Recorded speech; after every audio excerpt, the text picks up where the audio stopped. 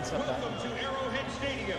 Your Kansas City Chiefs have taken the field for pregame warm-ups. Good evening and welcome to another edition of Redskins.com Live here from Arrowhead Stadium as we get set for the Washington Redskins and the Kansas City Chiefs on Monday Night Football. From Redskins.com, I'm Perry Mattern, joined by lead writer Steven Zarda and Jay Kring-Schreifel. Should be an absolutely electric atmosphere tonight, Steven. Yeah, this is the capper of Week 4. Everyone's going to be watching. You've got the Redskins coming off that huge win against the Raiders last week, and then the Kansas City Chiefs, who are coming into this game 3-0, the only unbeaten left in the NFL. Kind of wild that we're only into Week 4 and there's only one unbeaten left. But if the Redskins play the way they did last week, there might be even no more unbeatens.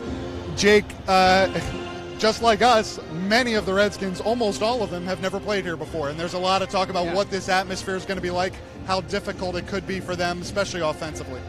Yeah, and you think about last week, offensive line really good against a really good Raiders defensive pass rush. Also defensive game, the run game was stopped a lot, and they had Marshawn Lynch. This is going to be a big test again. Kareem Hunt, we're going to talk about it throughout this broadcast, but there's two sides of the ball that are going to be big factors tonight to stop this, especially this crowd, from getting too crazy early on. Right, should be absolutely very entertaining. As always, send us in your questions if you're joining us on Facebook Live, Periscope. We'd love to hear some questions, and we'll try to get to them here in about the 20 minutes that we'll be on. First thing we want to cover, though, is inactives. And, Steven, very good news for the Redskins on a lot of fronts. A lot of the guys that were questionable are going to be playing tonight. So the 7 inactives, you got 4 on the offensive side, 3 on the defensive. The 4 inactives on the offensive side, Mac Brown, Brian Quick, Ty Nseki, who we know he's going to be out a few weeks, Tyler Catalina, and then defensively, Anthony Lanier, Josh Harvey-Clemens, and Josh Holsey. Yeah, talking a little bit about Ty Nseki, it'll be TJ Clemmings up for him, and it should see a little bit of a role. And you're certainly not looking for Morgan Moses or Trent Williams to miss any time, but if that would happen during the game, he's the guy that you're going to be counted on. And even though he's in his 3rd season now, he's got quite a bit of experience when he was with the Minnesota Vikings. He's played in 31 regular season games, 30 starts, played at left tackle, played at right tackle. You want that in your swing tackle. You want a guy that has the experience on both sides, and TJ Clemmings has that. Jake, on the other, not really surprising, but a little interesting, the Redskins going with Jeremy Sprinkle. Going to be up tonight, have 4 tight ends active for the game. Sure, and it's probably due to just the fact that they're not completely certain about Jordan Reed's health. I mean, he stressed this week he wanted to wait out last week because he wanted to build up that strength in his shoulder. And strength as a run blocker, obviously very important. And as a tight end, you have to do both. So by bringing in Sprinkle, who's more of at least at this point, been a run-blocking tight end, you have that option now where Jordan Reed can be in more passing situations. They don't want to give away anything, certainly, and that's why they want Jordan to keep blocking. But I think you'll see a little bit more run packages with Jeremy Sprinkle in there just to keep Jordan Reed on the safer side. Well, you look at the Redskins' passing offense, I should say, Stephen, and it's an passing offense, a unit that really got going last week. Jamison Crowder, I think he had 6 catches, but of course Josh Doxson, the big play, and Vernon Davis, another big play as well. Should be interesting to see how they keep this going against one of the top units in the league. Yeah, Kirk Cousins last week was the Kirk Cousins that we've seen a few times over the years since he's been named the starter. NFC Offensive Player of the Week, 25 of 30, 365 passing yards, 3 touchdowns, no interceptions. And Jake mentioned the tight ends, and you mentioned Vernon Davis as well. This is a guy that he's still impressing at 33 years old. Jay Gruden he heaped on the praise this week. He said, Vernon Davis is a freak. The fact that he goes out there, he's playing like a 20-something-year-old man, and he's making it look like, even though he's the number 2 tight end on the Redskins, he's still a top tight end in the NFL today. And to have those 4 guys, we haven't even mentioned Niles Paul, again, a guy that they've relied on in the past and can make it happen as well. So, looking at some of those tight ends and looking at the wide receiver as well, we finally saw Josh Doxson break out last week. He had that ridiculous catch over David Anderson, 52-yard touchdown.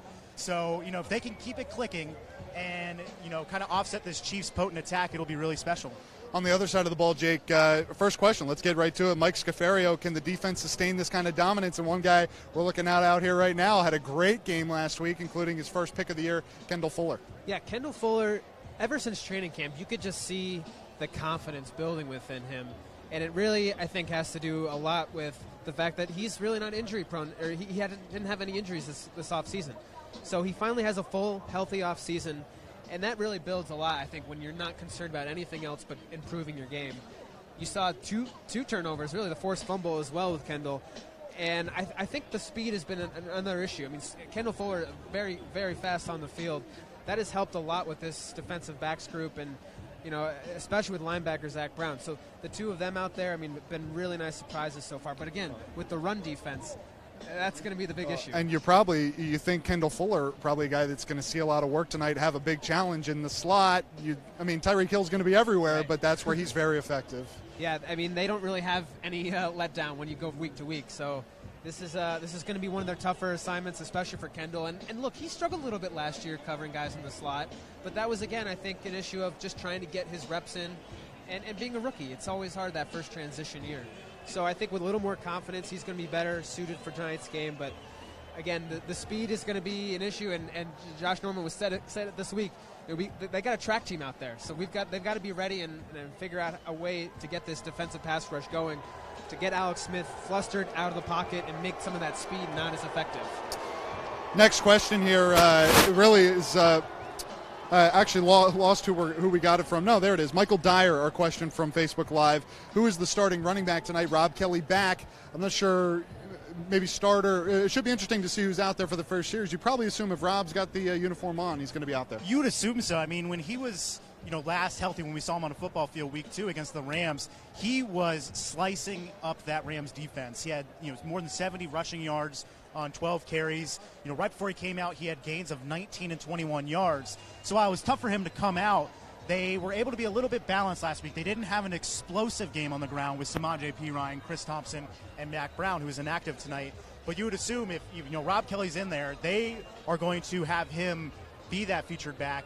We cannot mention the running backs without mentioning Chris Thompson. It's been such a special start to the year for Chris Thompson.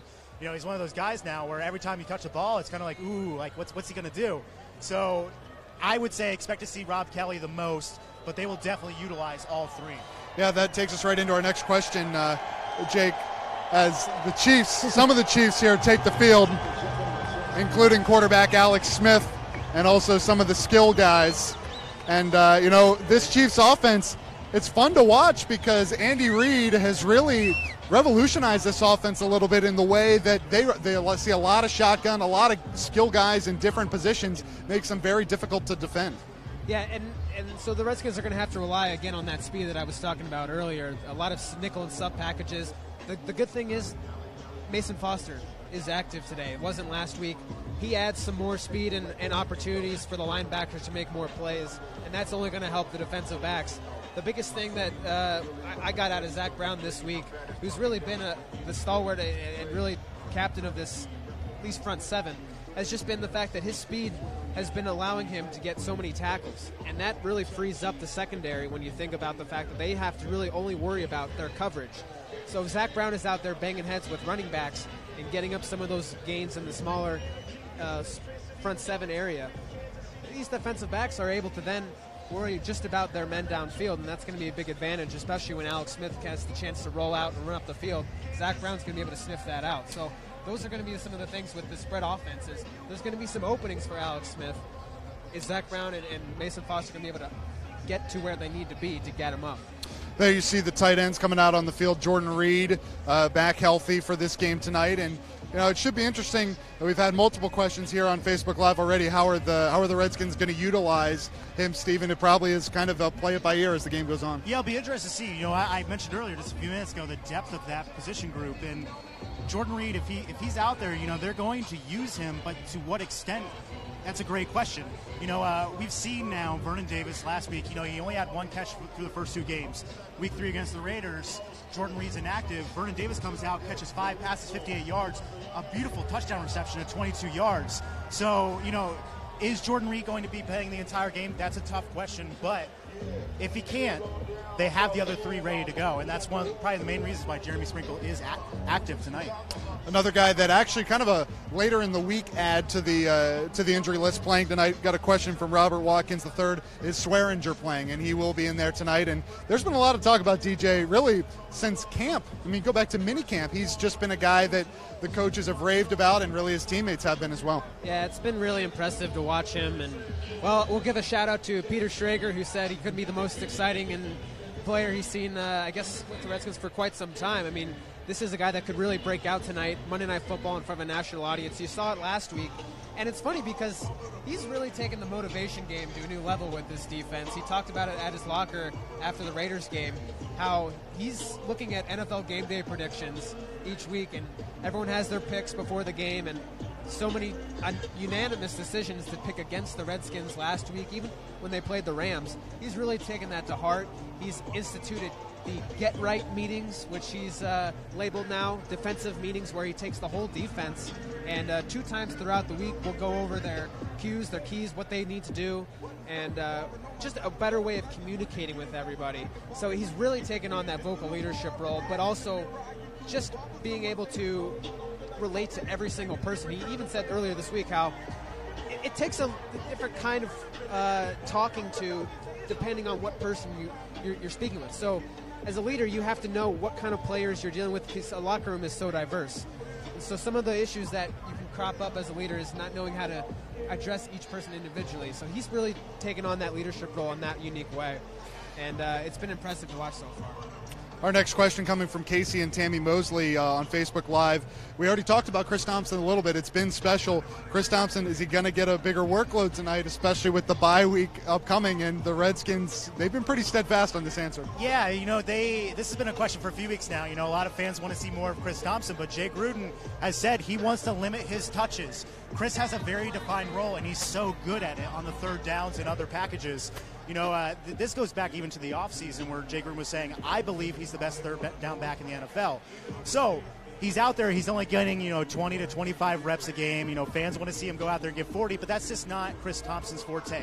That's not what you're going to see out of Chris Thompson. That's why they have Rob Kelly. That's why they drafted Samaje Perine. Last week, Chris Thompson only gets 20-something touches. He has 188 yards from the line of scrimmage.